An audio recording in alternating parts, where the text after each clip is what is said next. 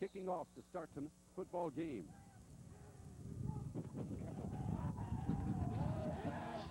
And here's the kick, taken by Hinderlight inside the 10. Straight upfield it comes. Nice return by Hinderlight as he'll bring the ball all the way up to about the 35-yard line. Our game is underway, and for the second straight week, we're working under an umbrella on top of a press box this week, but working under the umbrella as the rain has just started to fall. Well, Don, that was a nice return by Mark Hinderlight as he brought it all the way out to their 35-yard, to the Red Hounds' 35-yard line, and gives us excellent field position to start the game, and we may be off to a better start this week.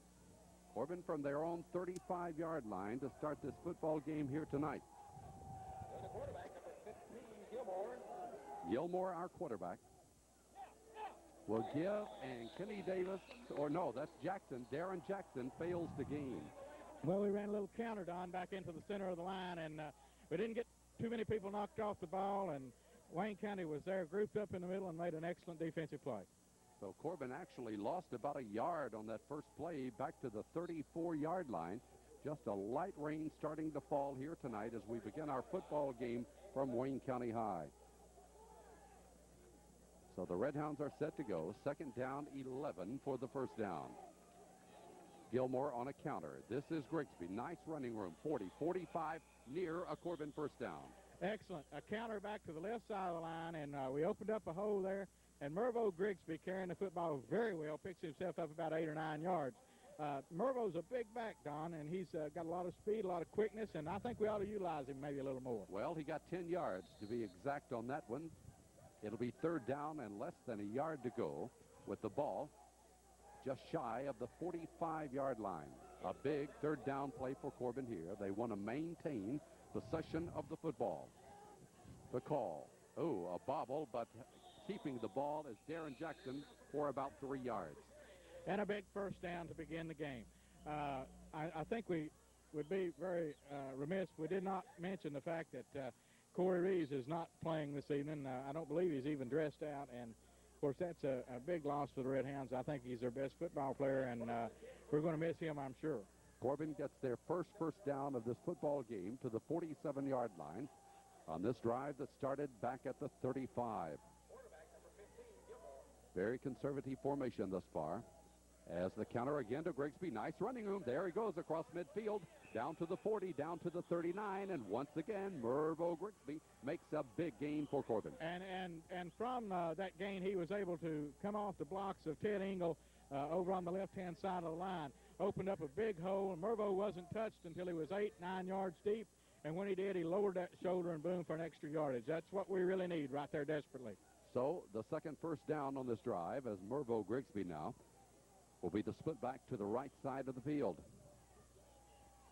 Brian Gilmore, the quarterback, with Hoover and Jackson behind him, gives to Jackson. Jackson straight ahead, down to the 35, might have made it to the 34-yard line. 3 or 4 yards, and our line seems to be doing a very good job knocking the people off the ball in there, and we're picking up some good yardage on the ground here, and I'm sure we'll stay that way as long as we're able to get that positive yardage. He got 4 yards on that one. Second down, 6 yards to go for Corbin at the 34-yard line of Wayne County. Once again, Grigsby is the wideout to the right side. The handoff is given to Jackson this time, and Brent Jackson gets about 4 more. Yeah, Brent got a big hole over on the left side of the line there, and Tony Hoover leading up in there also gave him a real good block.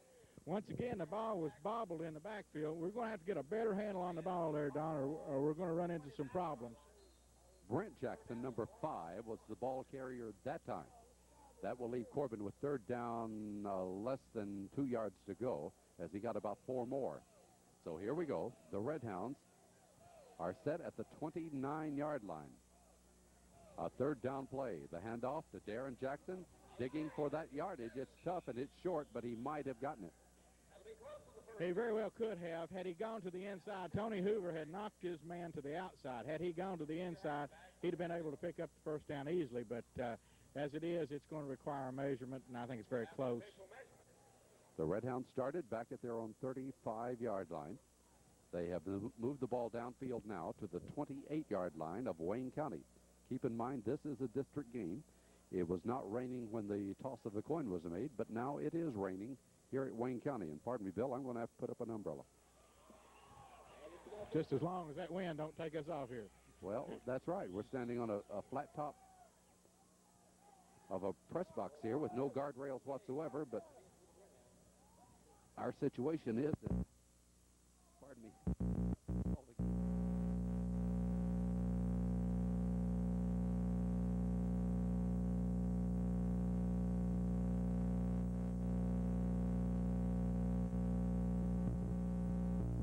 Tony Hoover that time, and Tony Hoover will gain 3 more yards down to the 25-yard line on the first down, and of course that puts us in a second and about 7 yards, and we may be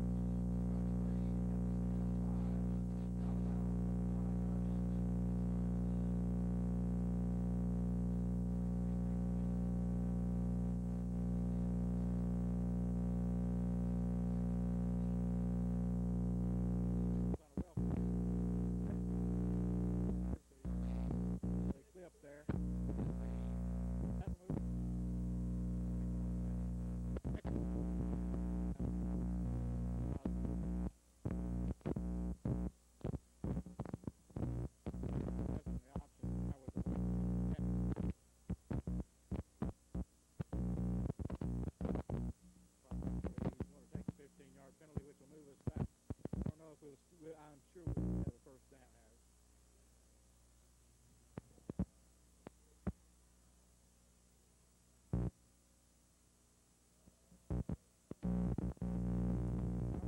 Move us back to our own 31-yard line.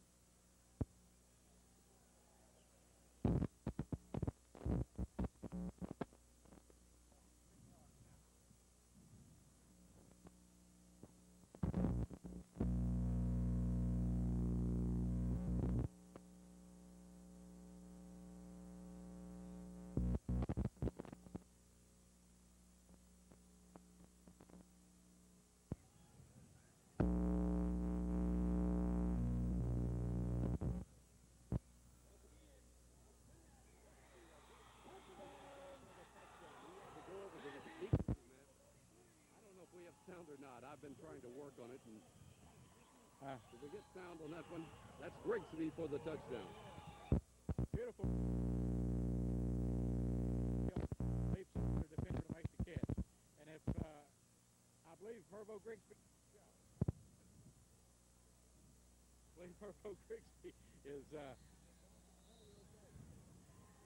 is going to have a great game here this evening. Well, I'll never know because I can't watch it here. Here's the toss, the tap. I don't know. It's 7-0 Corbin, 7:11 to go in the opening quarter. We'll take a timeout right here while we try to repair a little bit of equipment on a rainy press box. Hey, we're going to get blown up.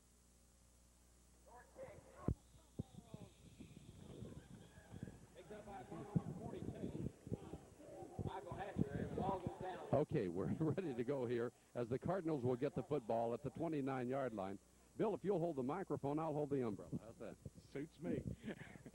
I know this microphone's not going to parachute me off this thing. Never in all my years had worse conditions that I've had the last 2 weeks to do a football game in. And I'll tell you what, if they don't improve, I won't be doing it anymore. This is terrible.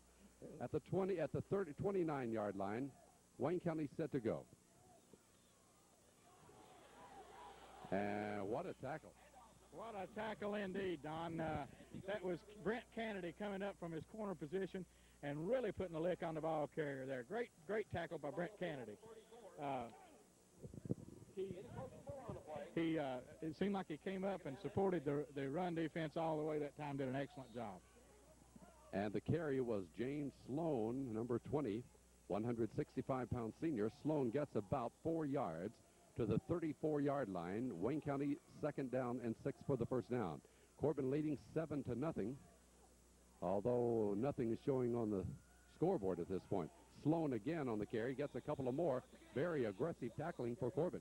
It really is. They came fired up and ready to play this evening for sure, and that was Tim French and Jeff Moran in on the tackle, and they played very aggressively on defense. It's going to be third and about 3. We did score a moment ago while I was out of action. It's not on the board, but I thought I saw Grigsby make a fine catch as Corbin got the touchdown. Now, third down and about 3 yards to go for the first down. Sloan has carried the ball twice. They have it up to the 37-yard line. So the quarterback is Scott Southland. He fumbles the ball, and he'll get back on top of it. Southwood, number 15, the quarterback, was able to fall on top of it.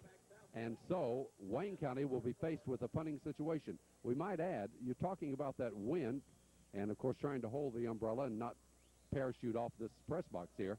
It is blowing from behind us across the field. This is Robert Ellis in punt formation. And Ellis' punt will be taken by Kennedy at the 29-yard line. 30, and he'll only come to the 33, and a penalty marker goes down. Well, there's no question about it. Tony Hoover was trying to make a block there and couldn't get anywhere but on the guy's back. But at least he was in there trying to give that effort and spring Kennedy loose on the run there. We had a good play a few minutes ago on defense, Don. That Derek Raines really kind of broke things up in the backfield and initiated that fumble. But we're going to be set back with a little penalty here. If we can continue to move the ball as we did the last time we had it, we're going to have an excellent ball game tonight. Well, holding is the call against Corbin.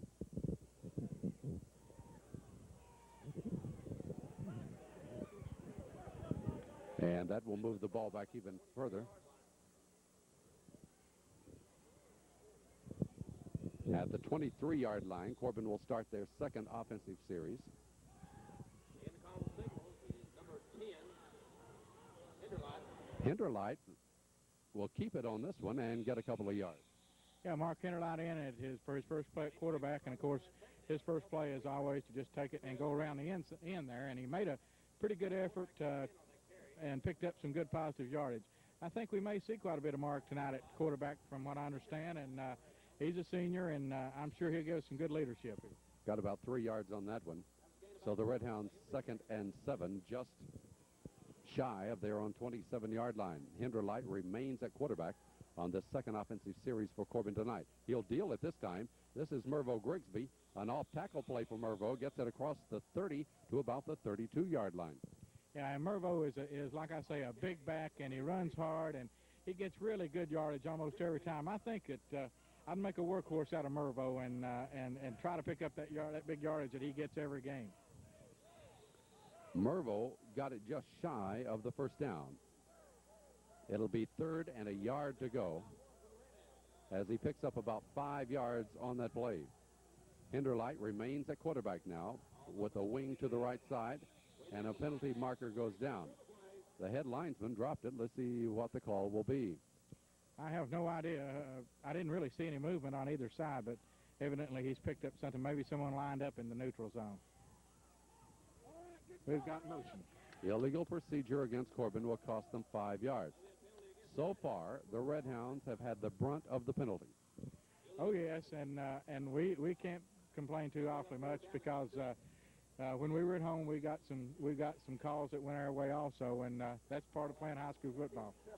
So this really changes the complexion of that third down play. Instead of 3rd and 1, it's 3rd and 6 now with the ball back at the 28-yard line. Well, we're going to have motion there, should have. No, he reset. Kennedy is getting the call, and he gave it away more or less with his movement. He reset, which being an outside man negated the penalty. However, he did tip off the play. It was very obvious that he was going to be coming back to his left for what is one of our inside reverses. So we put ourselves in a punting situation now. It will be now 4th down and 7 for the first down.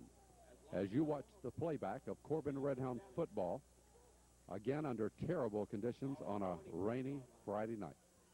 Red Hounds 3 and 2 on the year. They've lost 2 in a row. As now a new punter, that's going to be Hinderlight.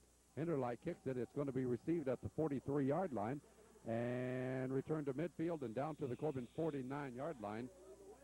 It was John Berry, number 24, a 5'8", 150-pound senior, who returned that football.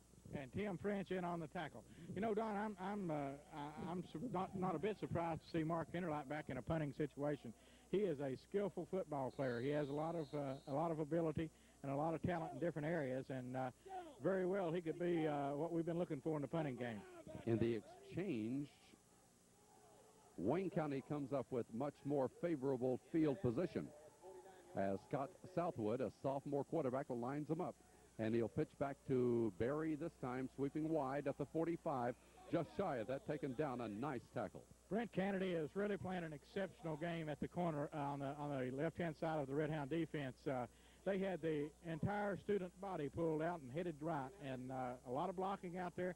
Brent was able to penetrate and hold them to about a 4-yard gain, and in that particular situation, they could have picked up much more. They got it to the 45, 2nd down and 6 now for the Cardinals of Wayne County. The umbrellas are out. The rain is coming down as Corbin leads it by 7-0 here in the quarter. They try the middle this time and get about 4 more yards. It's coming right straight ahead was number 41, Robert Ellis, 190-pound sophomore. Yeah, and Big Ellis looks somewhat like the big Owens boy that they had over here a couple of years ago that was such an excellent athlete both on the football field and on the basketball court, as he led the Cardinals last year into their effort to win a state championship where they came up just 1 game short. But this kid has a lot of the same type of abilities that their big fullback had before. Wayne County has called the timeout right now. We have 1:23 in the opening quarter as Corbin leads it by a score of 7-0. Okay. Ready to go now. Wayne County threatening. It's going to be Barry. There he goes down to the 30. Boy, they flipped him up in the air, but he got good yardage. Yes, a very tough, hard runner. Payne Sloan is the carrier there, Don, and he nearly broke that one as he got into the secondary, but we made a good, solid lick on him in that secondary. But they're beginning to move the football, and this is going to be one well of a football game. It was number 20, not number 21. It was James Sloan. But he got it all the way down to the Corbin 30-yard line now. So the Cardinals are threatening here. It's 1st and 10.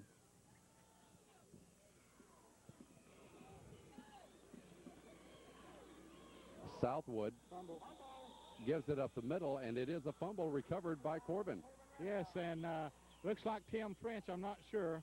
Yeah, Tim French on the football. And Tim is, he plays so hard on defense with such great intensity that it's great to see him get rewarded by picking up a turnover like that. I think it was Barry Guffey, number 21, that fumbled that football then. Nevertheless, and irregardless, it's Corbin's football on a big turnover. Certainly that could change the momentum. We need to push one in and put us up 2 touchdowns. Would be a big advantage right now. Corbin will have it at their own 26-yard line now. Once again, it's going to be Grigsby, a wide out to the left side. As Gilmore gives it up the middle, good running by Darren Jackson. Watch him spin across the 35 to about the 36 and nearly 10 yards. Yeah, an excellent effort by Darren as he come up the middle of the line that time and really made a fine run. He made a couple of twists and turns and pushed his way right onto a 1st down. They're going to call it almost a 1st down. They're going to call it just shy of that. Yak needs to be up here with us tonight to hold an umbrella. Oh, yeah, I miss old Yak. I don't know. He said he had to stay down on the sidelines for some reason. Looking for that 1st down. Brent Jackson, I think, got it, but if he did, he just did. Well, Brent's one of your smaller backs, and on short yardage like that, sometimes you need that bigger back running the ball, but he's come pretty close to it if he didn't get it. And that has ended the 1st quarter of this rainy football game with 1 period elapsed here. The score is Corbin 7, Wayne County nothing. We'll be back with period number 2 in just a moment.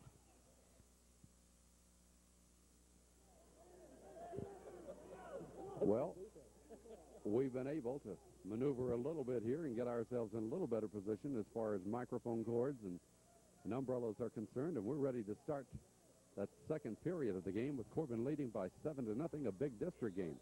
So Corbin did get that 1st down on the yard gain by Brent Jackson. They have the ball at the 36-yard line. Now, Mabe, number 57, out of the ball at center. Gilmore, the quarterback on this series, will give it to Darren Jackson. He comes up to the 41, about 5 more yards. Yes, and I'll tell you this, Tony Hoover was lead blocking in there beautifully. He was really pushing and grinding, along with number 60, Jonathan Wells, and Derek Raines knocked his man clear out over on the sideline. So great blocking in the offensive line that time. The Corbin line seems to be dominating the Cardinal line as of this point, and therefore the Red Hounds have moved for another 5 yards at 2nd and 5. The ball at the 41-yard line. And the handoff and a fumble, but getting back on top of it was Jackson. You could see his arm just knocked away from it, but it was able to fall on top. Yeah, he was able to get back on the football. You know, Tim French went down the field that time and just leveled their safety. I mean, he just leveled him. Had we got through to there, we wouldn't have had anything but clear sailing. But hanging onto the football is of utmost importance here tonight, as it was last week, and that's what gave Bell County the big win, because they were able to do that. So the team that does that tonight obviously will have the great advantage. Here we go on 3rd down and 2. It will be short yardage situation for Jackson. Again, he'll be close. Yes, and he was up in there pretty good. I think he's going to be maybe just a little bit short. I'm sure they're going to measure from here. It's going to be very close as we look straight onto it from where we stand. It'd be very hard to call it from here. I'd say he may be just an inch or two short.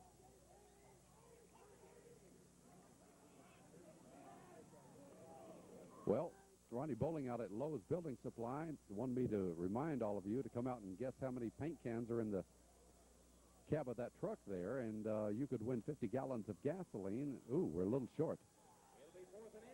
And the one that comes closest to it, they're going to have a drawing during that big paint sale on at Lowe's Building Supply. So come on out, look in the cab, make your guess, and see if you can come up with the closest number, and you could be the winner. Lowe's Building Supply on the American Greeting Road. Well, Corbin will have it 4th and less than a yard, and we're in punt formation. And we've got a quarterback punting the football, Don. I think that's something we might ought to keep in mind. Is Wayne County ready for it? They're really barking some signals to their players on the field. Less than a yard to go. Not likely that Corbin always punted in situations like this. Maybe, well, they're doing it this time because they have that 7-0 lead and the wet field, so they punt it. It's down to the 25 and on the run, picked up at the 30 and returned to the 35-yard line. I think the Sloan on the return. Let's see. Yes, it was James Sloan on the return, and number 62, Derek Raines, and number 81, Tim French, in on the tackle. Both those boys are really playing a fine football game tonight. And, you know, Don, I think we're showing signs of bouncing back from two of the humiliating defeats that we've had over the last 2 weeks. And our kids seem like they're ready to play football. They're really knocking heads out there tonight. Now, Wayne County will start from their 35-yard line. This is their 3rd offensive series. Last time they fumbled the football. Southwood calls. He pitches. They'll try Sloan. And Sloan brings it for about 5 yards. Yes, and everybody on the football team, with the exception of 1 or 2, got a piece of Mr. Sloan that time. Tim French kind of slowed him down as he started around the end, and everybody on the right side of the defense was able to polish him off. Pretty good game, though. Hey, last week we had all kinds of color problems. I don't know what's causing some of these things, but when you film in conditions that we're filming in, we don't have monitors or anything in this rain, so we hope you bear with us. Nobody really said anything to us about it, and a lot more people have commented on watching the playback last week than I thought would watch it in a loss like that. But if we're having it tonight, we wouldn't know about it. We're out here in the rain and just hoping to get it taped, and so bear with us if that should be happening on the playback. Here's the 2nd down and 5 situation, and it's going to be Berry this time, knocked out of bounds up near the 45-yard line. Well, they're running their play. They're just pitching it out to the halfback, and it's student body left, and on just about every occasion to this point that they're able to gain any positive yardage. And they're really blocking a lot of people over there. They got it 3rd and short now, and I look for much of the same thing. Corbin at this point with 9 minutes and 21 seconds in the first half, leading this football game by 7-0. 43.5-yard line, 3rd down, about 1.5 yards to go for that first down. So a very big play right now for the Cardinals of Wayne County. And they'll go to big number 41, Robert Ellis, and he gets the first down yardage. Yeah, and Big Ellis looks an awful lot like Owens when he comes through the center of that line. He's a big, strong kid, seems to have excellent speed, and good power, and they've always got a big fullback. I think that's probably part of the team concept that Coach Arthur has, is to build his team around that big, strong fullback. 6'3", 190-pound sophomore Robert Ellis picked up 3 yards, and Wayne County has the first down. Their wideout, number 42, Michael Hatcher, comes to the right side. Southwood pitches. This is Sloan looking to turn the corner. Oh, great defensive play by Grigsby. He'll slow him down, and the rest come up to put him down. Mervo Grigsby made a sensational defensive play. Getting back there, he got one hand on him, pulled him around there, and Darian Jackson polished him off. So that's going to be a loss on the play. It'll put the ball back to the 46-yard line. A loss of 1, 2nd and 11 for Wayne County. Game after game, Mervo Grigsby continues to impress me, Don. He's getting stronger and better each game, and I'll tell you, by the end of the season, if this kid continues to improve, he's going to really be something. Didn't get a chance to comment on it, but that shutout streak ended suddenly there on Corbin's first drive as the Red Hounds lead it by 7-0. Southwood's going to keep, and he's going down. Good play by Shannon Farmer as he fought off the interference and come up to make the tackle there. Held him to short yardage once again, and our ball club looks rejuvenated. They look like a different ball club than they have the last 2 weeks. He got 2. It'll be 3rd and 9 for Wayne County. So again, it's big play time. Wayne County undefeated. They're 5-0 this year. Corbin is 3-2 after having suffered the last 2 defeats in a row. This is a district football game, as I said earlier, so a very important one. Here's the 3rd and 9 plays. Southwood looking. He cocks the arm. He's hit. He's hit again. He goes down after 3 Red Hounds finally put the number on him. Well, they were in on him pretty good. Jonathan Wells was there and hit him. I don't know really what happened to Jonathan. He looked like he kind of gave up on it, but Shannon Farmer was in there to finish him off, and Jonathan broke his rhythm well enough that he wasn't able to get the pass off. Mabe was also in on that one. So those 3 players were there to put Wayne County in a punt formation as Robert Ellis is standing back at his own 32-yard line. Triple safety for Corbin. Hinderlight, Kennedy, and Brent Jackson. The snap back. And Ellis gets it out of there. Well, he put a leg into that one. It's going to be taken at the 23-yard line by Hinderlight. He's trying to maneuver into some running position, but there's none there. He gets to the 26. That's true, but he was looking for every angle, and Mark Hinderlight is a fine football player with a lot of experience, and he's got that good size to him, and he's made some big plays for us this year, and he's going to be important in our offense, I think, before the season's over. Corbin will have it now at their 26, 1st and 10. 6:48 here in the opening half, and Corbin leading it by 7-0.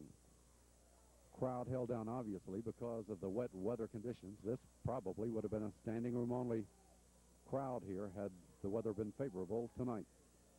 So for the Red Hounds, the quarterback is Gilmore, and Darren Jackson is the ball carrier for a couple of yards. 2, maybe 3, Don, and we didn't get a lot of people blocked that time. Their defense seems to be zeroing in a little bit better on our offense, and we got about 3 yards, not too bad. Well, they've spotted it right at the 28-yard line. Let's make it a pickup of 2 and call it 2nd down and 8. At the 28-yard line, here's Grigsby coming to the left side. In the backfield will be Hoover and Brent Jackson this time. He's playing the tailback position as Brian Gilmore, number 15, the quarterback, goes under. He'll give it to number 5, Jackson. Jackson carries across the 30 to about the 32. A little man with a big heart as he busts through the middle of the line and picks up some good positive yardage. Little mixing it up going on in the middle lines. You can expect that. Jackson made a nice little run out of it, though. Cut back to his right, and he got a little open, and he might have been able to turn on that quickness he's got. Got about 4 yards on that one. 3rd down and 3 for the first down. 3.5 to 4. It's at the 32-yard line.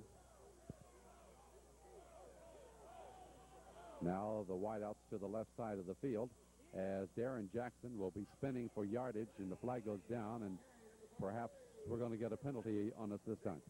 Most often when it goes down the middle of the line, they've got a holding called on it. Could be a face mask, but most likely it's a holding call. With that,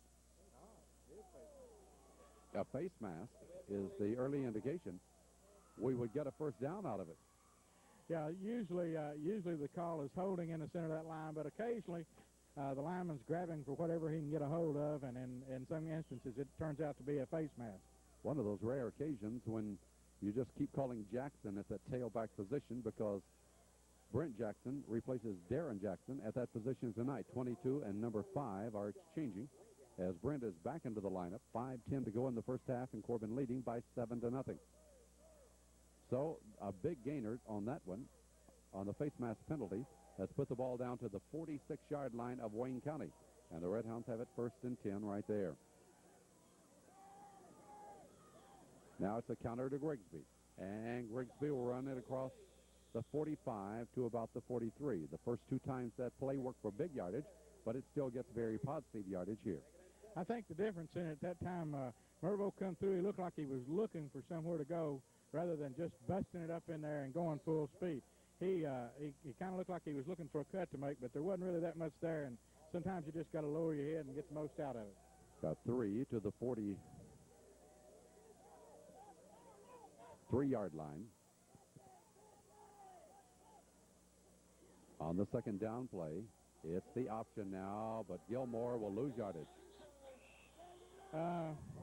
They had that play diagnosed fairly well, and there really wasn't much running room for Brian there as he got to the outside, but there wasn't much to pitch and gain on it either. So I think he did the wise thing by holding on to the football. But it's negative yardage on that one, a loss of 2 back to the 45-yard line. So it's 3rd and 9. And we get into big play time again. It's happened several times already in this game. So the Red Hounds need to make something happen to keep control right here. They have wideouts both ways, Grigsby right, Kennedy to the left. Gilmore sets up. He has a man over the middle, but badly thrown. Had he thrown that one to Kennedy, he might have raced for the touchdown. Well, the ball's somewhat slippery, I'm sure, and this wasn't thrown very accurately whatsoever, but we can expect that on a wet evening like this. Brian normally is an excellent passer. So that one will bring up a 4th down situation. 4th and 9, and in punt formation again will be Mark Hinderlight. Very obviously Carpenter moving. he looked up. You caught me, huh? Very obviously they did. Yeah, that doesn't hurt us all that bad, but it's just something that execution-wise, that by the 6th game of the season, we ought to be a little bit more disciplined than that. We do have a new punter, so that could have something to do with it. We don't have a status on Rucker. He was averaging about 30 yards per kick. Let's see what Hinderlight does here. The line of scrimmage at midfield, and he'll boot this one out of there. That will carry down to the 19, a 31-yard kick. Here comes Sloan, and had it not been for number 25, he has a touchdown. Kenny Davis makes a touchdown-saving play there, and Sloan has got that excellent quickness that we observed from the many players that played for Knoxville Austin East a couple of weeks ago. But he nearly broke it there, and he leaped, and had he hurdled Davis, it would have been clear sailing to the end zone. As it is, he returned it 25 yards to the 44-yard line. And so some of that edge that Corbin has seems to be disappearing now, as Wayne County has held them twice in a row offensively. And Corbin jumps offside. So things seem to be deteriorating. Well, we're making a few mistakes that that can gain momentum and turn things around, and we certainly don't need to be doing that right at this stage of the game. We got 3 minutes and 10 seconds to go, and this particular drive for Wayne County is critical. If they're to change the momentum of this game, they need to score here in this last 3 minutes and 10 seconds, and by the same token, these are big plays for our defense. The 5-yard penalty will make it 1st and 5, and that is put the ball up to the 48-yard line. Corbin leads it by 7-0. The clock is running, as Wayne County will have a slot formation to the right side. Split end is Michael Hollers. In the slot is Berry. And the quarterback will give it to Sloan, and Sloan crosses midfield, brings the ball down to the Corbin 46-yard line. Picked up good positive yardage, Tom, but I don't know that they've got time to run this type of offense and push it 50 yards down the field in the end zone. I'm sure they're going to have to start putting it in the air here in the next 2 or 3 plays. a 4-yard gain because they had the penalty a moment ago, so it's only a 4-yard gain, 2nd down and 1. Once again, the slot formation, Barry Guffey, number 21's in the slot to the right side this time. On the 2nd and 1 play, a fumble by the quarterback, but he holds on to it and loses yardage. Ball popped up, the slippery ball popped up in the air, and Darian Jackson was in to make the tackle, and now we put them into a 3rd down and 1 yard play, and they have used a little over a minute of the 3 minutes that they had left. I'm sure they're going to put this one on the ground, and that'll push them down inside 2 minutes. They're going to have to put it in the air. A big difference between Wayne County and Austin East and Bell County that we saw last week. I think their quarterback appears to be more inexperienced and not as polished, and perhaps in a situation like that right there, it turns into minus yardage, and it hurts them for a yard. 3rd down, 1.5 yards to go for the 1st down. The ball back at the 48-yard line, and they'll try to power it right up through there. Did he get it? His body was obviously close to the 45 and would have been a 1st down, but how far did he slide? We'll wait to see. He's very, very close, and we're down to 1 minute and 37 seconds. They have used nearly 2 minutes negotiating 10 yards here, Don. They had a 5-yard penalty, so they are going to have to do something just a little bit different if they're going to try to score before halftime.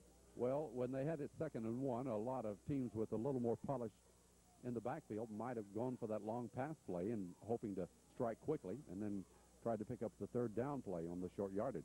As it were, they fumble the ball and put themselves in the position they're in right now. Now they stretch the chain to see whether or not it is a 1st down. It is. Wayne County has a 1st down at the Corbin 46-yard line. You would expect now that they can no longer tolerate this ball control offense that they have, and they'll have to do something with it. I wouldn't be surprised, though, to see some counters and some draws, Don, because I'm not sure that their quarterback's all that good a passer. We'll find out, I'm sure, right here. On 1st and 10. Ellis, the ball carrier. He butts heads, keeps going, in all right, should have been taken down at the line of scrimmage, but just kind of waddles up for 5 yards. And now they're going to run a no-huddle offense here, and very well they're going to have to if they're going to try to score. 1 minute, 13 seconds. 2nd down and 5, just shy of the 40-yard line.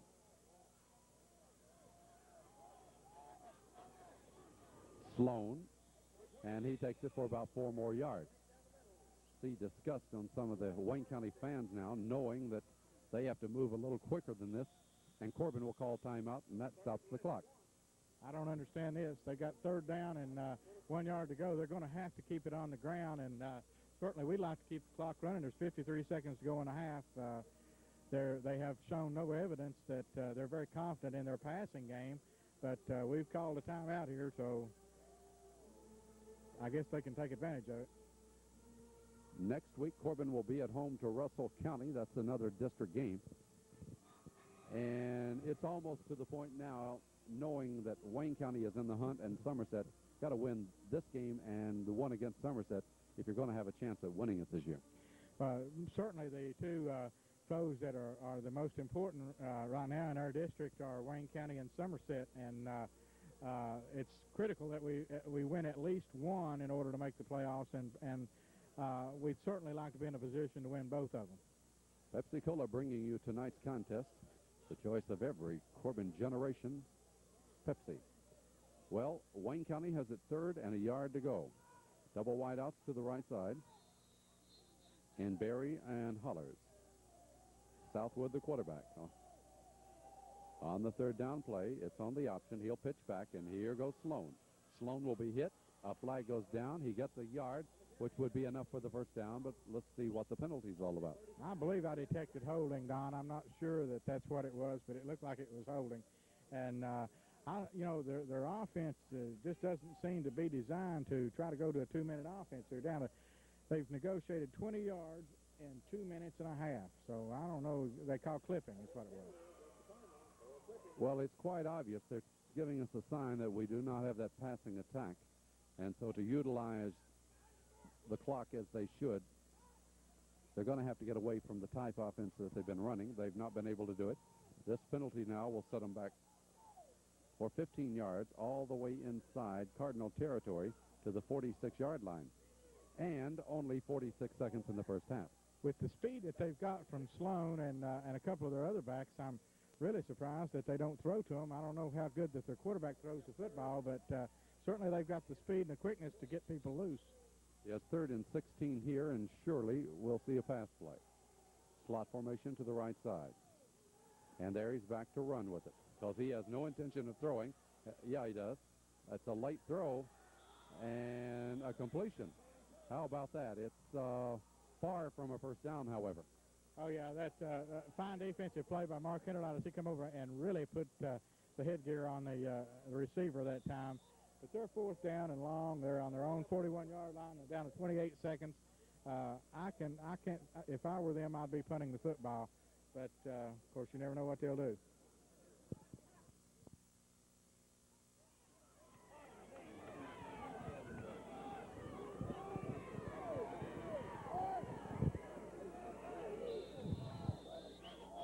Only 28 seconds to go here in the first half, and Wayne County going for it. They have the ball at the Corbin 42-yard line.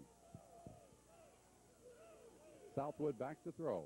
He cocks the arm. He lets it go, and had the ball been on target, could have been a very interesting situation, but it was badly thrown. And Corbin will get it now with 23 seconds in the first half. We've got a 15-yard personal foul penalty from what the official, Raleigh Anders, called a forearm on a tackle there. Kind of a bad call. I thought Corbin had the ball, but they don't. Roughing the passer is what's called. Well, it still ain't over.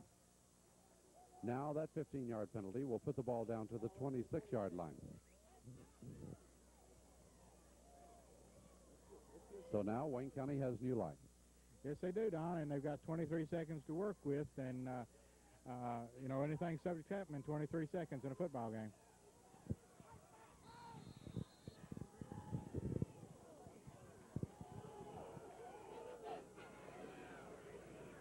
Well, that's not the way to utilize the clock at all either, as Ellis will take it for a couple of yards.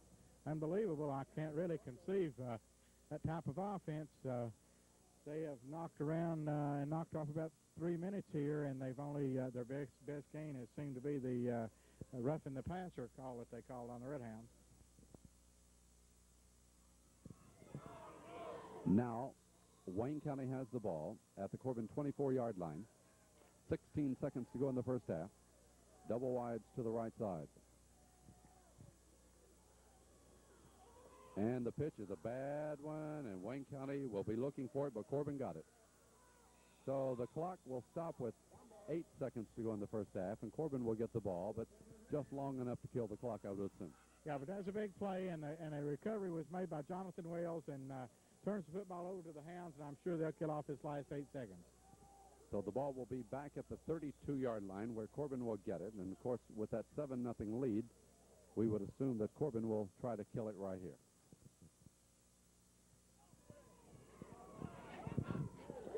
Well, Corbin has wideouts everywhere. Will they surprise us with the play? I don't think so. I don't think they're going to surprise me, Don. I believe, if I'm guessing, that Hinterlight may run the football. From the 32-yard line, Hinterlight runs the football, and he gets 3 yards to the 35. That runs out the clock, and we got a 7-0 lead, and that's a very positive situation from what we've experienced the last 2 weeks. French limps off the field. We're playing without Corey Reeves. Well, the Red Hounds took that first offensive series downfield. They scored on a beautiful grab by Mervo Grigsby, and consequently we have our halftime score. It's Corbin 7, Wayne County nothing, and we'll have second half activity on our playback here on Sunday night on Channel 19, Southern Cablevision, right after these messages from our sponsors.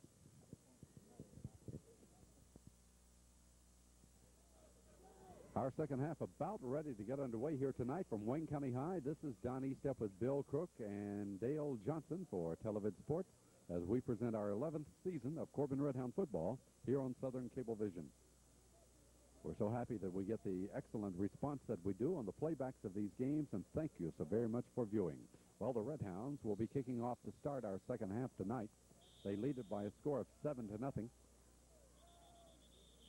And why the stop, we'll wait to see. Oh, the clock. All right.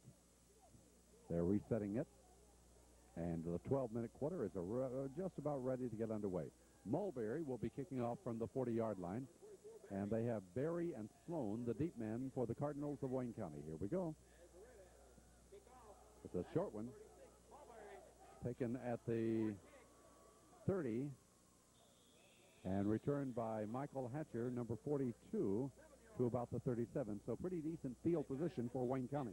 Yes, and Todd Abney and Jeff Moran in on the tackle, got down the field pretty well, and he was only able to gain about 7 yards after gathering the ball in at the 30. I expect this to be a pretty good ball game this second half, Don. Wayne County's coach does an excellent job making adjustments, and I wouldn't be a bit surprised if they try to get in the game pretty early here in the third quarter. Looks as if John Berry having a lot of trouble finding his spot as to where he is on the field, and now he goes to a slot to the right side as they'll run it to Sloan, and Sloan shakes off a tackler and brings it for 3 yards to the 40. They may as well left Berry alone since he wasn't involved in the play in any manner whatsoever. It didn't make much difference what side of the field he's on if they're going to run it up the middle, huh? Derek Raines, number 62, to make that tackle for Corbin. So a gain of 3. It'll be 2nd and 7 for Wayne County. Berry replaced now by number 13, Scott Daniel for Wayne County. He's a very small slot man to the right side, 125-pounder. And this time Corbin reacts real well to Sloan. He does spin for maybe a yard, but boy, they hit him right at the line of scrimmage. They certainly did. Jonathan Wells and Derek Raines and Ted Engel, along with Jeff Moran in on the tackle that time. A fine job. He did spin for a yard or so and make it third down, a long 5 at that. So Wayne County on the third down play will have Berry back in at the slot formation to the right side. Michael Hollers goes wide at end. Southwood, the quarterback, on the option now. Southwood looking. He pitches a dangerous pitch. Sloan's got it. Sloan loses the football. Corbin's got it. Corbin has the recovered fumble at the 49-yard line. Davis is all over it. Kenny Davis all over the football, and he made an excellent pitch there at the last second. The back seemed to get outside containment, but the ball just kind of flipped up in the air on him, and he wasn't able to get back to it. Kenny Davis coming up with a big turnover there. So Sloan makes a big mistake right there in not holding on to the football. And Corbin has excellent field position for their first offensive series to start this second half. Mervo Grigsby wide to the left. It's Hoover and Darren Jackson in the backfield behind Brian Gilmore. Jackson will get the call, and Jackson will get 2 yards. Darren ran it up in there real hard, and the offensive line was trying to push out there, but Wayne County was gathered up in the hole, and they held it to maybe a couple yards gain. 2nd down and 8 for Corbin now. It's been a rather dull, other than the play by Mervo Grigsby for that touchdown and his run. It's been a rather lackluster football game. So here we go on the 2nd and 8 play, ball right at midfield. Counter, this is Grigsby going wide. He'll shake a tackler. Got it to the 40, 35, and a first down inside the 35, and Mervo turns it on again. And certainly what we need to utilize, and utilize often, and that's the quickness and the speed that Mervo Grigsby has to the outside, as well as his hard running up in the middle. Mervo Grigsby is a quality back, and he's sure showing it here tonight. Well, he's taken it for 15 yards to the 33-yard line of Wayne County. That has been our most potent weapon thus far tonight, is the running of Mervo Grigsby. Corbin 1st and 10.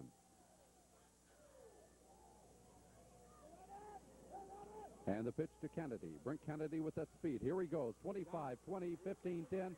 And Kennedy has gone for the touchdown. Excellent blocking in there. Tony Hoover, the right side of the offensive line, broke the hole. No one ever touched Brent Kennedy. And we finally got a good glimpse of Brent's outstanding speed.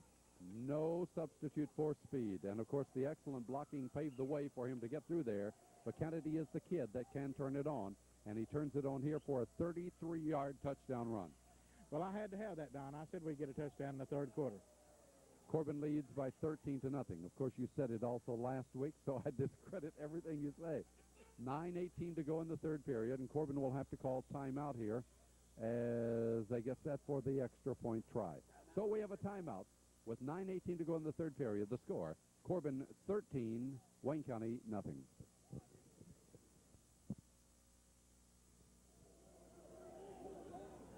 Mulberry will be attempting the point after touchdown. And Hinderlight is holding. Here's his kick up, a low line drive kick, but it is good. And the Red Hounds lead it now by 14-0.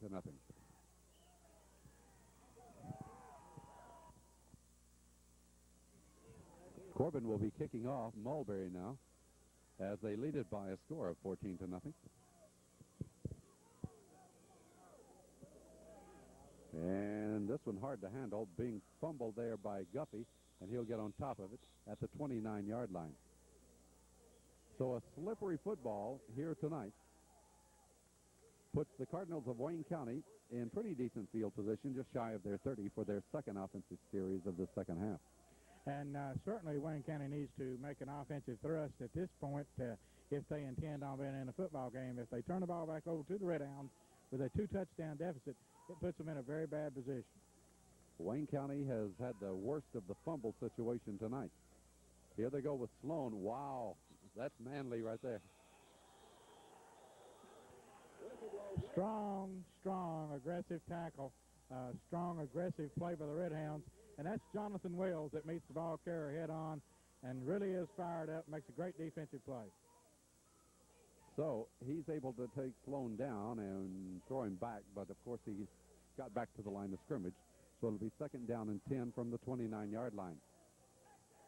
Wayne County will show us Scott Daniel and hollers to the right side.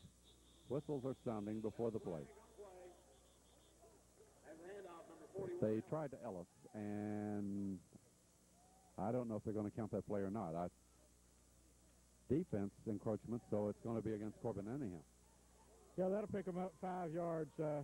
That moves it down and make it about 2nd and 5, and we can't afford mistakes like that. We don't need to start their momentum. It'll be 2nd and 5 for Wayne County now, and the ball at the 34-yard line.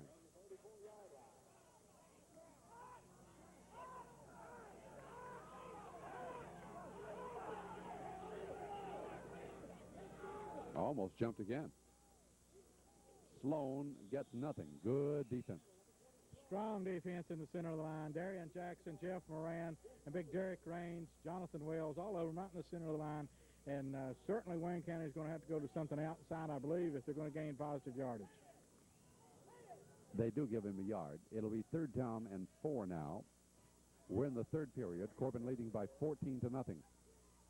Wayne County undefeated, having high hopes here tonight, playing on a rainy Friday night. Has not rained as hard in Wayne County as it did in the Corbin area on this Friday.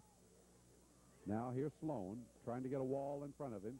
He'll be hit and looks like it's going to be short of a 1st down. Well, this does not look like the same football team, Don. You got Mark Hinderlight, you got Tim French, you got Jeff Moran all gang tackling over here and making the stop that what might be somewhat short of the 1st down.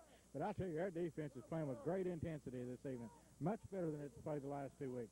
We're going to have a timeout right here with 7:19 to go in the 3rd period. Timeout on the score is Corbin 14 and Wayne County nothing.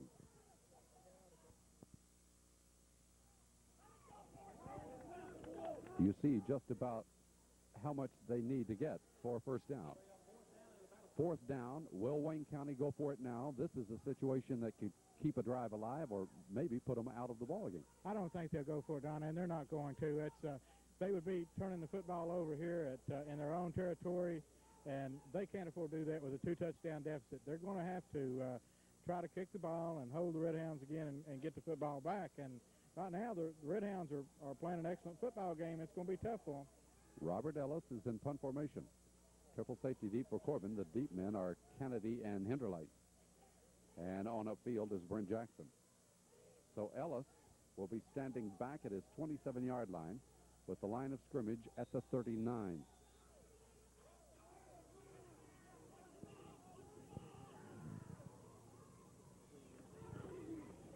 Here's Ellis kick out of there. It's a high one, and they should get good coverage on it. Taking a bounce across the field. It's touched dead inside the 40-yard line. So Corbin will have good field position for their 2nd offensive series of the second half. Corbin's 1st offensive series in the 1st half produced a touchdown. Their 1st offensive series here in the 2nd half has produced a touchdown. And they lead it by 14-0. So at the 38-yard line, Corbin will start from there.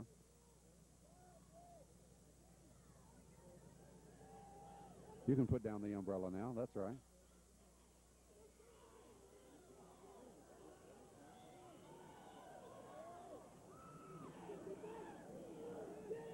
A slow developing counter there. And really the tragedy of it was that I think Brent missed the hole. Had he been back 1-2 yards to his right, he had a big hole in the center of that line and very well might have broken another long run. But he seemed to fall in behind. Maybe that's where it was designed to go, but it wasn't open there. Got 3 yards. It'll be 2nd and 7 now as Kennedy with the ball carrier. The last time he touched it a moment ago, he got 33 in the score. So in the backfield now will be Jason Gooden, number 19, along with Jackson and Grigsby, and Jackson gets the call for a couple of more yards. Yeah, it's going to put us down in about a 3rd and 5 situation, and we're grinding it out now, and rightfully so. We've got a 2-touchdown lead, and we need to keep that clock rolling as much as possible. Kennedy will bring the play in, replacing Grigsby now. So 3rd down and 4 yards for that first down. Next week, Corbin will be at home to Russell County. The Red Hounds will have 3 of the last 4 regular season games to be played at Campbell Field. The only road game will be at Somerset. Here's the pitch going to Kennedy. Kennedy turning on behind the blocking will get close to a first down. Close, but I believe it's just a little bit short. The entire coaching staff from Wayne County is down below us, Don, and they were all yelling sweep, sweep, and certainly that's what it was. But we're going to be about a yard short, and I think Coach Adams is going to punt them back deep in their territory if possible. Mark Henderlight has been seeing the duties for the first time this year in the punting situation, so it's 4th and 1 for Corbin. He'll be in punt formation standing at his 34-yard line as Wayne County has 2 people deep.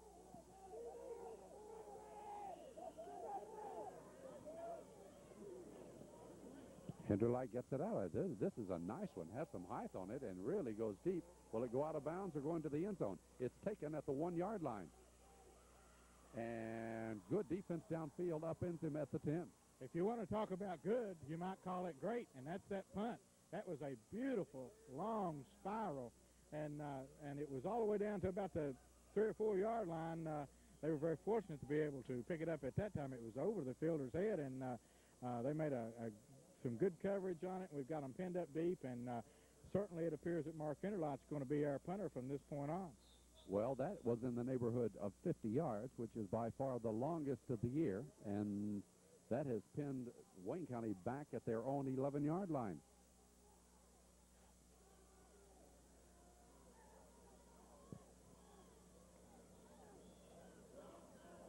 Very long count. Sloan will get it on the sweep, and Sloan goes down at the 10.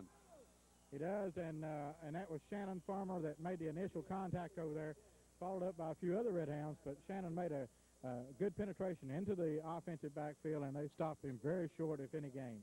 I agree with you wholeheartedly about the rejuvenated Corbin Red Hounds tonight. They got into a bad situation. Wasn't as if they were pushed around by Bell County. No way. I thought we were controlling the line of scrimmage, but the breaks happening up there for Bell County enabled them to pile up such a lead, and it was impossible to come back on that rain-soaked field. Here tonight, they're controlling all phases of the game. Wayne County will have its second down. They'll call it 11 yards for the first down. And same situation, maybe a couple of yards, and that's it. Yeah, we're playing really strong defense. And, you know, Don, back to the Bell County game, the Austin East game, I wouldn't want to play them 10 times and see how it come out. But if we played Bell High 10 times, I've got a feeling that the worst we would do, I think we could beat them 6 out of 10. But the Austin East is a different story. But we're on a par with Bell County by all means. Maybe 8 out of 10. Now the gain was good for 4 up to the 13-yard line. And it's 3rd down and 7 for Wayne County right here. Smallwood, oh, he goes down, tries to get rid of it, but somebody grabbed him in there. Who was it? I believe it was, let me see here if I can get the number on that. 57 Mabe. 57 Mabe, and you know, these old offensive centers that never get their name mentioned except they make a bad snap. And here old Mabe is, he sneaked in there on defense and got himself a sack. Let's talk about that. That's a great play, Mabe. And that put him back to the line of scrimmage at the 10-yard line, or the 11 is where it is. It'll be fourth down. And they're in punt formation. Ellis has to hurry that one out of there. He slips down. He slips down. Watch that football. His feet came out from under him, and the ball gets up to the 31-yard line. What really scared me, I was afraid that the ball was going to hit Moran, whose mind was somewhere in Arkansas, as he was running back up the field there. But it looked like it was going to hit him right in the back for a minute.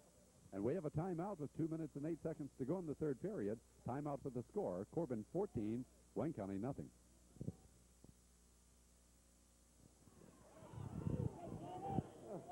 Corbin starts at the 31-yard line.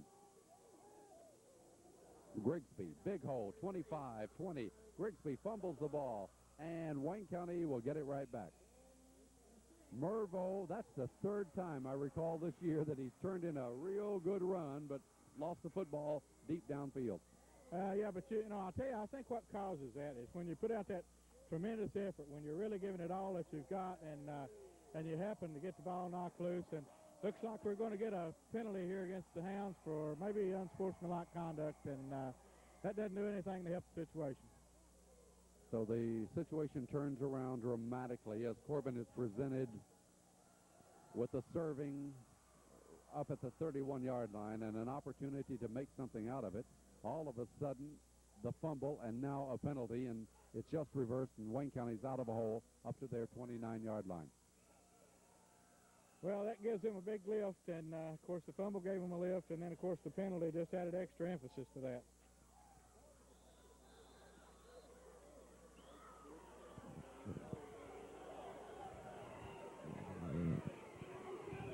Wayne County with Sloan will get about 5 yards to the 34.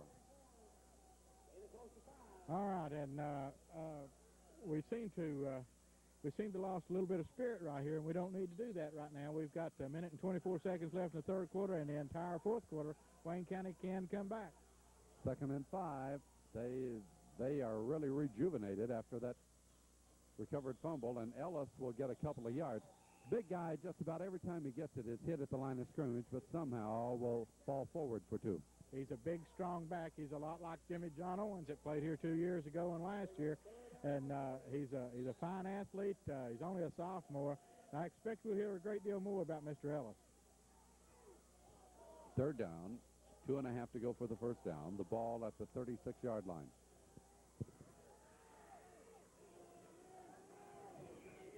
And watch out. Mr. Sloan gets the first down as he brings it all the way to the 47. A lot of good, strong, hard, quick running, and their backs don't give up. They don't stop. And if they had just a little bit better blocking in the middle of their line, it'd be difficult to say just how good they might be. So Sloan turns it around, and all of a sudden the Cardinals are marching upfield with 37 seconds to go in the third period of this game.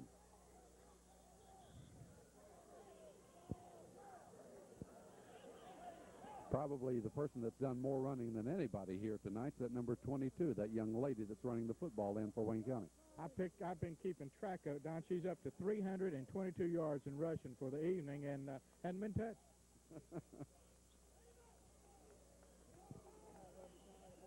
Wayne County 1st and 10. They have the ball at their own 47-yard line. Maybe we'll get a decent Friday night next week as Corbin plays Russell County at home. We hope you'll be there. The game at Campbell Field at 8 o'clock. Uh-oh.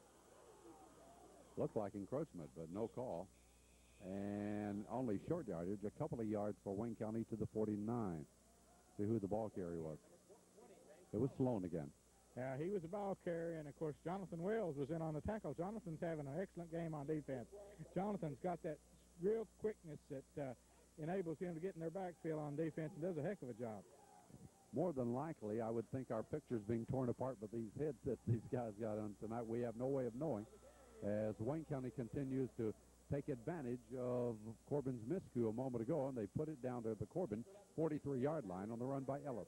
Well, that's the end of the third period, and after 3 quarters, the score is Corbin 14, Wayne County nothing. This football game tonight, 3rd down and 1. And they'll get the first down with Sloan across the Corbin 40 to the 39. Well,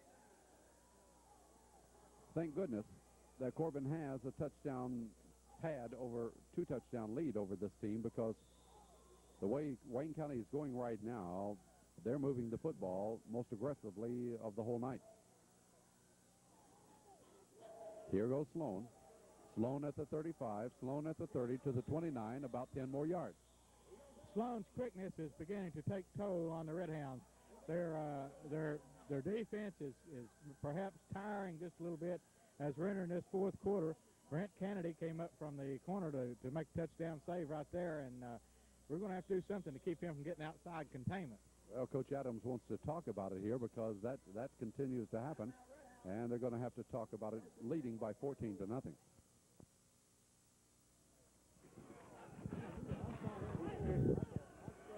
Trying to stop the Cardinal momentum here as they put the ball down to the 29-yard line where they have it first down and 10.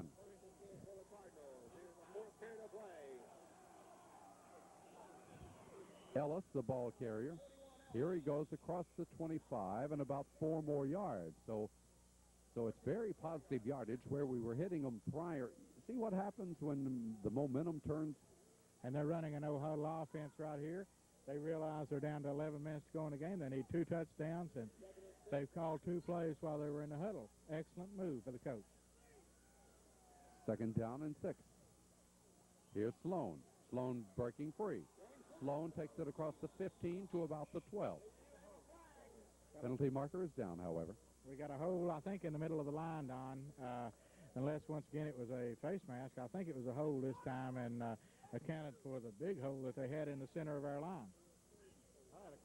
Well, illegal block is the call on Wayne County, but that still does not deny the fact that they are moving the ball with big chunks now. They certainly are, and they're opening up large holes in our line. And when you get into the fourth quarter, there's a lot to be said for conditioning, and it appears that Wayne County's conditioning program is very strong, and we better hope that ours is, or we're not going to be able to hold on. So the penalty will save Corbin from that huge gain by Sloan to the 12.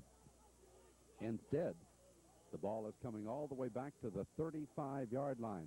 In the fourth quarter, Wayne County, knowing they have to conserve the clock, they're going to try to utilize the time as best possible because they are not a passing team. And so they're going to hurriedly approach the line of scrimmage. Here, after the ball is set, they start the clock. We have 11:05 to go in the game. And it's Sloan. Sloan will be contained this time. He was slowed by Grigsby and then put down. Mervo Grigsby has made 2 excellent defensive plays where he's broken the backfield and stopped Sloan. He slows him up, and then Ted Engel comes in and along with Jeff Moran and polish him off. But Mervo Grigsby's made 2 excellent defensive plays tonight. Well, that slows them up a little bit there. It's going to be 3rd down and 16 for the first down as the ball is at the 35-yard line.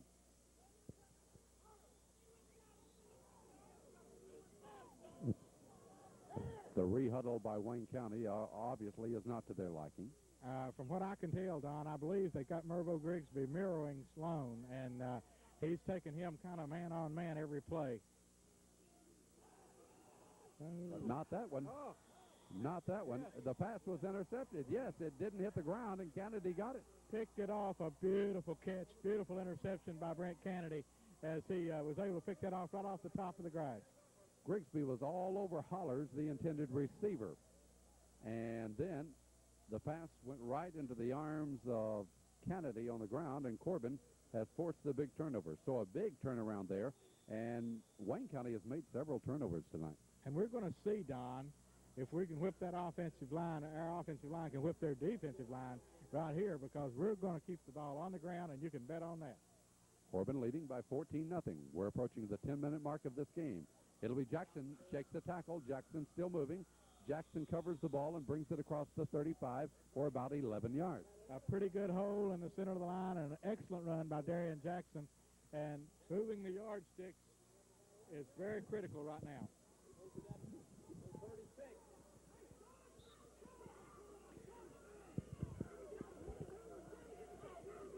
I don't believe we're going to do very much putting it in the air from this point on.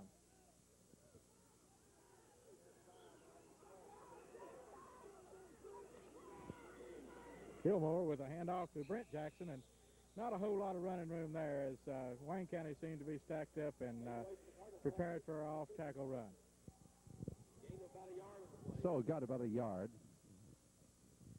Corbin would be content right now here to play a lot of ball control and eat up the time remaining with 9 minutes and 30 seconds to go.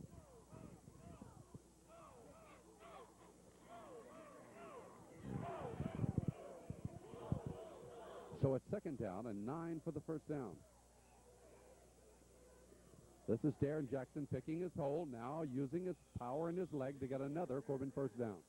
And perhaps some of the sting has gone out of the Wayne County intensity, as the Red Hounds are running through tackles now. And with a 2-touchdown deficit, 8 minutes and 57 seconds to go, sometimes a team will let down just a little bit, and they could really get hurt here. Well, there's nothing like a loss of the ball or the gaining of the ball. We can go and look at what happened when Wayne County got the Corbin fumble. They came out with fire in their eyes. Now that they lost the ball, it seems like it just turned the situation around. And that'll happen. You know, the intensity can change just on the change of the football, and it seems to have occurred here. We were getting just a little bit concerned about the way that they were able to move the football on us, but now we're moving the football on them very well.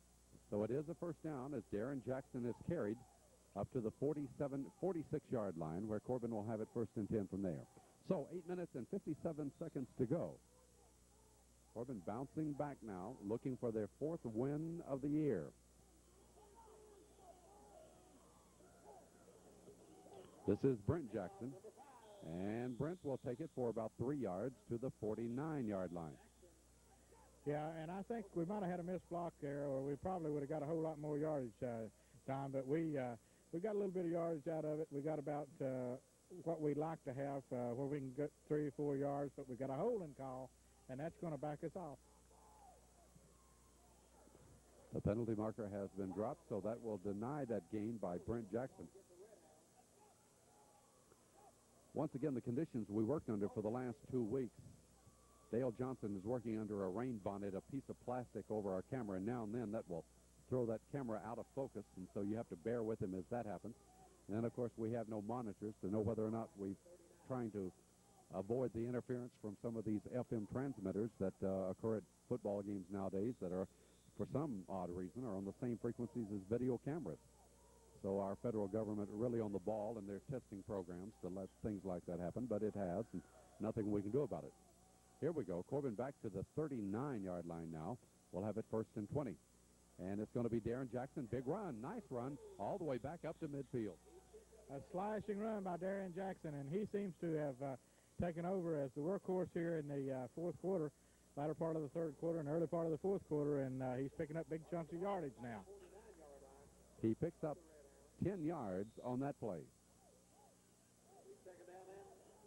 Second down and about 8 to go.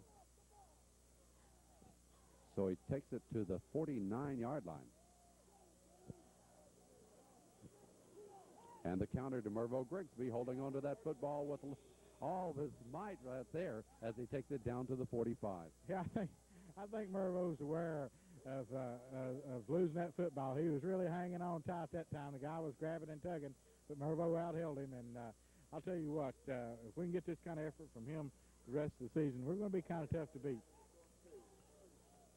He picked up some 6 yards right there as the Red Hounds will have it at the 45, 3rd and 2 for the first down. Of course, the valuable time that they're eating off that clock right now is what's important, leading by 14-0. And Darren Jackson will get the 2 and more as he gets another Corbin first down. A big first down, something that's going to eat up at least the next 2 minutes on the clock, even if they hold us. And we're in a position now that we're in 4-down territory. I believe, Don, that if we're 4th down, we're going to go from here. So we're going to run the football at them 4 times for first down. Darren Jackson for 7 yards. So the chunks of yardage appear to be getting bigger now here in this fourth period for Corbin. Less than 7 minutes to go in the game, and Corbin leading by 14-0. Mervo Grigsby. Here goes Grigsby wide at the 30, the 25, and ridden out of bounds inside the 25. So Mervo with another big run for the Hounds. You know, he's a big back, Don, but I'll tell you about Mervo Grigsby. He has got excellent speed and excellent quickness, and he's got a funny way of running. I've said this for 3 years that I've watched him play, but he's got a different kind of gait, and I think that makes it a little tough once you get out in the open field to judge just how you're supposed to attack him. They have spotted the ball at the 22-yard line, so about a 16-yard run right there as Wayne County will call the timeout here. 6:43 to go in our game. With timeout, the score is Corbin 14 and Wayne County nothing.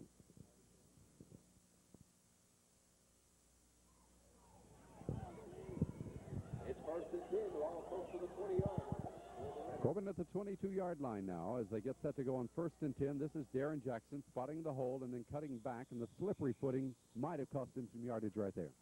Yeah, but he did a good job cutting back and picked up some valuable yardage there. We'll take 4 or 5 yards of pop right now. He picked up 4 to the 18 on that one. 2nd and 6 for the Hounds from there. Clock continues to run with 6:20 to go.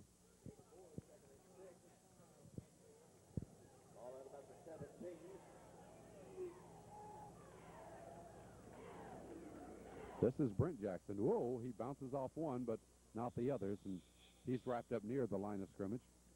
This is going to put us in a more difficult situation. We're going to be 3rd down, and we're looking at about 5, 6 yards, and this may be a little tougher for us, but I think we'll run at it twice.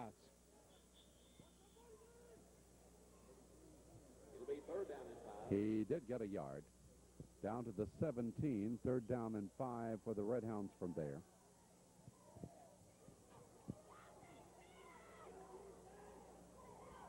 Field conditions not nearly what they were last week when we played Bell High in a game that really should have been postponed.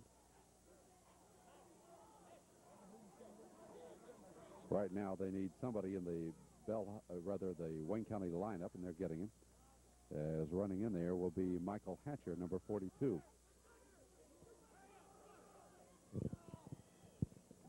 Corbin has it 3rd down and 5 at the 17-yard line.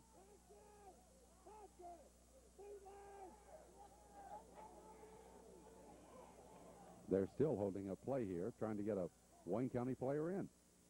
5:50 to go in our game. This game being brought to you by the Hall Watson Furniture Company, home of quality home furnishing since 1922. And by Insurance Service Center on North Kentucky Avenue. Those are 2 of our fine hosts this year for Corbin Red Hound football.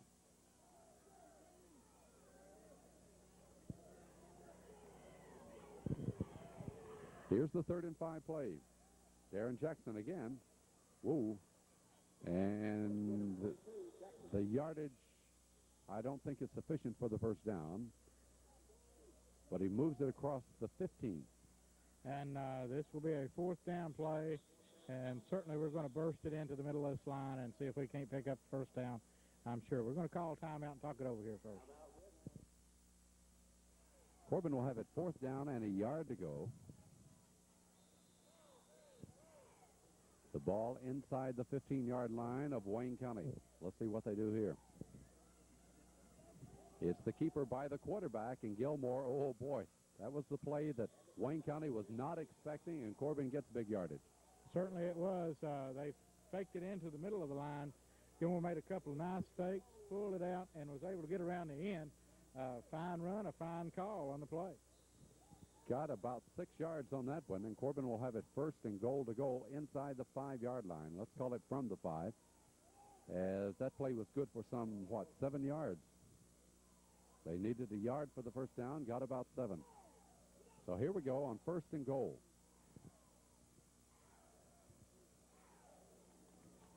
Darren Jackson hitting that hole to the right side, spinning back to his left, and drives it even further toward the Wayne County line. Darren was swinging it wide right that time, and I think he caught the glimpse that he'd overrun the hole, and he just kind of spun himself back in there. Darren's fine running back. He picked up some yardage there where a lot of backs wouldn't have made it. They've spotted the ball at the 2-yard line. And the Hounds will have it 2nd and goal to go from there.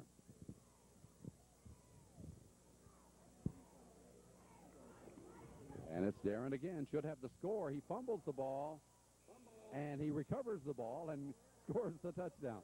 He fell on the football there after the ball flipped up in the air. I'm not so sure that he wasn't already across the goal when the ball flipped up in the air, but they didn't call it until he fell on it and give Darren 6. Well, it looked from here, and we're way from the play, but it looked from here like he'd crossed deep into the end zone and then fumbled it. Of course, once he breaks the plane, it should be a score, but then he had the presence of mind and ability to get back on top of it, and with 4:08 to go, Corbin leads it by 20-0. Mulberry for the extra point, and this one is blocked, and Bill Crook has called on the way up here. Bill says we score 7 in the first, 7 in the third, and 6 in the fourth and win 20-0. The only reason he lacks credibility, he said the same thing last week against Bell High, but would you believe that's what's happened so far here tonight? Corbin leads 20-0. Well, you can't call them any better than that, Mr. Crook. You've done a fine job, I want you to know. It ain't over yet. That big grin on your face. Here's Mulberry now with the kickoff. And on the return, number 21, Guffey. And Guffey hit and taken down by Kenny Davis. They better not fool around and let them score. Okay, the Cardinals now have less than 4 minutes to go in this game in which to try to do something about this 20-0 deficit. And it looks mighty good for Corbin as they would serve the first loss on the Cardinals this year and move up in district standings to 1-0. The season really began here tonight in district play, and this is what determines whether they go on in playoffs. And, of course, those first 5 games were some tough ones, but they've shown up well here tonight. Smallwood looking to throw. He throws intercepted by Grigsby. 45-40, 35-30. Grigsby down that sideline. He was out of bounds. Yep, he took it all the way, but Grigsby did get knocked out of bounds around the 20-yard line. Maybe he did, and maybe he didn't, Don. That was very, very close as he went down that sideline. Mervo Grigsby has really played a football game this season. I tell you, he has been on the field on defense and done a great job on offense. And one of the Wayne County fans is up here with us, and he says he thought he was inbounds by about a foot and should have been a touchdown. Well, it further serves up notice that Wayne County is not a passing team. They were not able to go to the air. And so when they get down here tonight, they throw up the football, and Corbin comes up with it. Grigsby intercepted that right at midfield. He takes it down to the 19-yard line. So it's about a 30-yard return on that pass interception by Mervo Grigsby. He's had a big night here tonight. Oh, a sensational night. This is a career game, and Mervo Grigsby, of course, we expected him to be really good this year, and it's his senior season, and he's done nothing to let us down tonight, that's for sure. And running with the football, a flag goes down.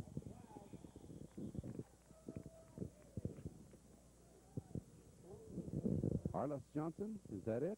Number 14? I don't know. He ran like Calvin Bird.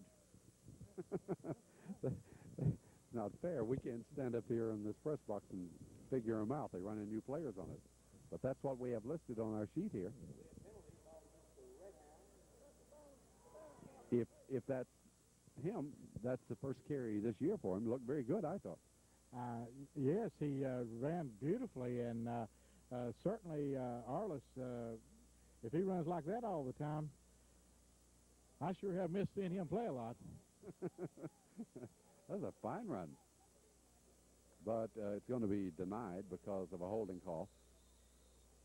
So after the holding call, that puts it back to the 20-yard line where it's going to be 1st and 11.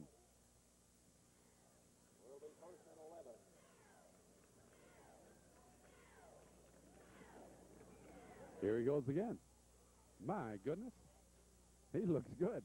Gets another step and he's gone. There's something wrong, Don. Somebody's changed jerseys. This kid is really, he looks quick and strong and just done a great job running here. And they have a couple of asterisks beside his name. Do you think that might be for All-American or something? You know, that's why I'm puzzled. That's why I'm puzzled. I have all these numbers here, and there are 2 asterisks beside Arliss Johnson's name, number 14. Is something wrong? I don't know, but they better put a 3rd one beside there after tonight. He got a couple of yards right there. It'll be 2nd down. Well, he got 3. 2nd down and 8. And this is Kenny Davis. Davis, who carried about 28 or 29 times as a starter a few games ago, gets his first carry of the night. Yeah, and you know, Kenny Davis is a tough little kid. He's one of the ball control type carriers that we have on this ball club, and Kenny's a very hard-nosed, gutty type player, and looked good on that play. And here comes our mystery player again, old double asterisk Johnson here. To the 13-yard line, third down and 3 for the first down. Here he goes. Cuts inside that hole. Whoa! Not his fault. The ground gave way. Sparket chain came off on that one. He's got a lot of ability, this kid does. He's, you know, a tall, rangy kid. What is he, a sophomore? Junior. A junior. A junior? He must have just moved into town. Well, I think they got him as a guard, too, don't they? I don't know. They sure do. I don't know. They might. I don't know. Really know who that is, but it's listed on this program as Arliss Johnson. But he's good. They got him down the school room. They got him short on players. Okay, here it is, fourth down and 5 for the first down. As Gilmore will pitch and Kennedy will go. And Kennedy, wow, to about the 10-yard line, and he had to step over his own players. Another kid with great ability there. Penalty marker is down. Yeah, looks like they may have us for some type of infraction. You know, Don, talking about the players you don't know, when we used to play softball, a lot of times we'd go out of town, and we didn't have enough players. We'd go to the local pool hall and pick us up a player. You don't think they might have went down there and picked him up, do you? Well, they got him on waivers.